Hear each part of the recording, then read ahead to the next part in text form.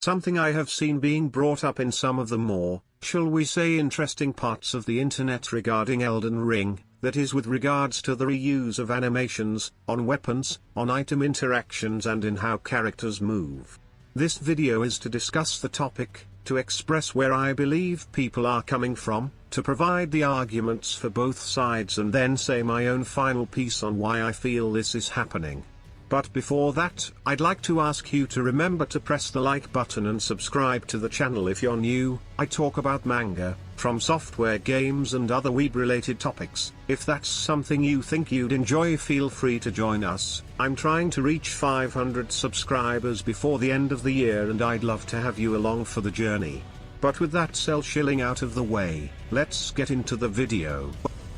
So, starting off with, what exactly is it that people seem to have a problem with? The answer seems to be, at least from what I have read and seen being spoken about in some YouTube videos, is that people don't like the fact From Software is using the same animations, or at least several animations from past games that they have made. Some people have spoken up, saying that the game having been in development for so long, as well as now being delayed, means that they should have had time to remake, tweak or otherwise replace old animations with new ones. They speak about how the game is being sold as a new IP but feels and looks more like it's Dark Souls 4, which isn't what they feel like they were promised. Another point that they bring up is that after the Demon's Souls remake, made by Bluepoint, the animations of Elden Ring feel less spectacular, less polished, and more in line with a previous generation game, rather than what they feel should be a next generation experience, on par with the likes of Demon's Souls remake.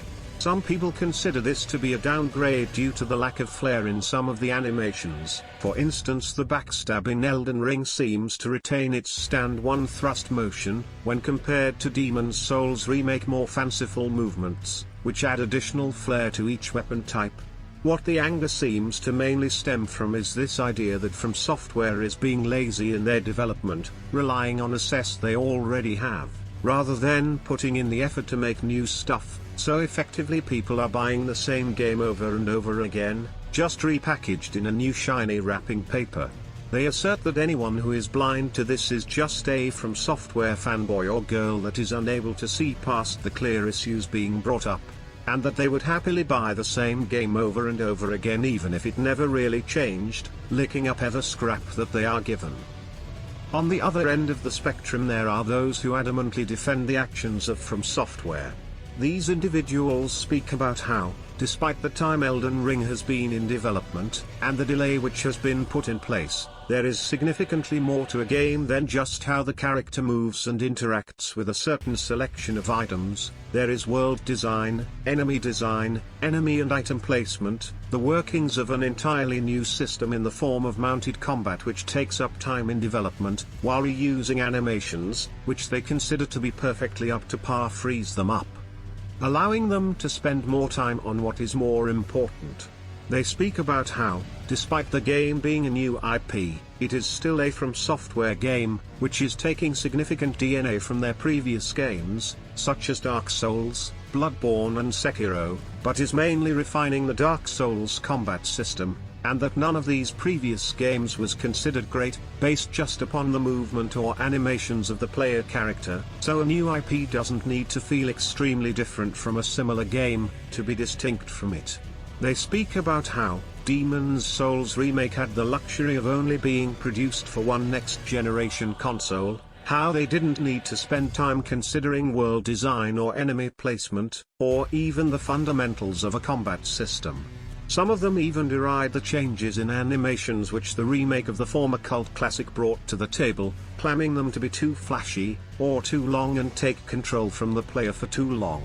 Some people consider this to be From Software's most work-intensive project to date, providing us with an expansive world, filled with neat, seemingly whimsical, and inspiring sights to provide us all with entertainment for years to come. They claim that rather than a sign of them becoming lazy or trying to trick people into rebuying the same game over and over again, they instead are streamlining their workflow so that they don't continue to provide us with a product that is clearly has portion that a large portion of the community deems unfinished or lacking the same polish as the rest of the game. Some of them even go so far as to throw insults at those who are complaining, saying that they are being ungrateful and that they clearly weren't interested in buying the game in the first place if just seeing a few sprinkles of gameplay and reused animations was enough to put them off. Some even going as far as to just blindly insult anyone who dares question the reuse of assets, using words that I shall not repeat here because they don't add anything to the conversation. Safe to say those at the extremes of either end of the spectrum aren't too happy to talk with one another.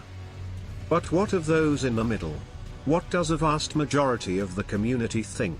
From what I have seen, a lot of people who weren't lucky enough to get into the network test are withholding judgment till they get their hands on the full game, and some of those who even got so lucky are likewise comfortable waiting and seeing how this all turns out. Most people don't seem to have a strong reaction one way or another about the reused animations and find the whole debate to be rather unconstructive in the grand scheme of things. Considering that there is more important things to discuss about the game, things which could very well impact its remaining development time, things such as PvP and other system, rather than talking about something which at this point is already set in stone. If I was to try and put my finger on why I feel like there is this divide, is because of the silence that was given to us around Elden Ring. For so long we only had the initial trailer, which didn't provide us with really anything to chew on. Since then, people of all kinds have come forwards with ideas and speculation,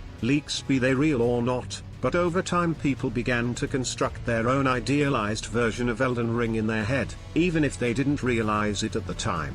For some, that was just more Dark Souls 3, maybe with a mix of the other From Software games mixed into it. In others' case, it was something much more than that. They expected the polish of Blue Point, the next great advancement in From Software's combat after Sekiro, something which would force them to relearn everything they had learned up to that point and would just look and feel like a new experience, so they could justify to themselves buying the game, because it was distinct from the others created thus far.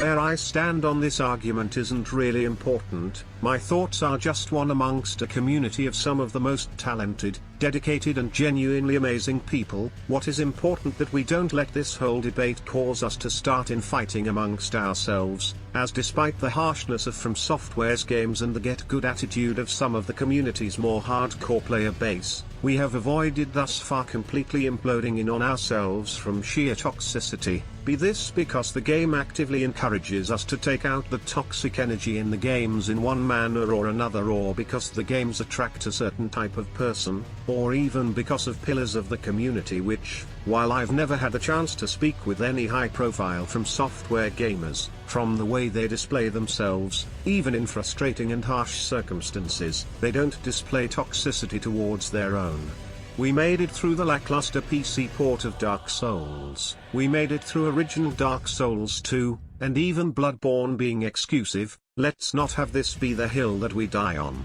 If you made it this far, first of all congratulations, you must really be invested in Elden Ring to put up with my voice for this long. But this is where the video comes to an end and I must say goodbye. If you enjoyed, feel free to leave a like, and subscribe for more Elden Ring content in the future. I've been the Anonymous Weeb and I wish you a good day or night wherever you find yourself.